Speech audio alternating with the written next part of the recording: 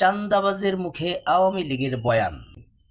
আমি এই সকল চাঁদাবাজ দলের কাছে বিনয়ের সাথে জিজ্ঞেস করতে চাই, আমাদের যাদের জন্ম 1971 সালের পরে, স্বাধীন বাংলাদেশে আমাদের জন্ম, আমরা এখন জামাত ইসলামের রাজনীতি করি, তার মানে আমরা কি 71-এর সেই যুদ্ধ অপরাধের সাথে জড়িত?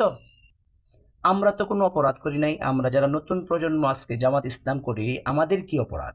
আমাদেরকে কেন 71-এর দালাল বলা হবে?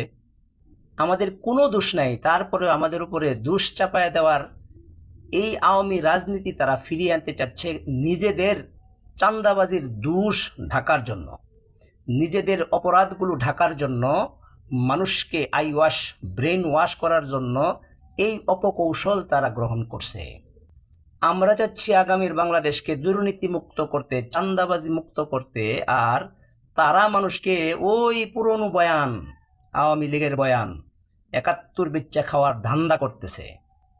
এই জাতি এদের এই ধান্দা বুঝে ফেলছে, আর এই দেশে ওই 71-এর চেতনা বিচা খাওয়ার কোনো ভাত নাই।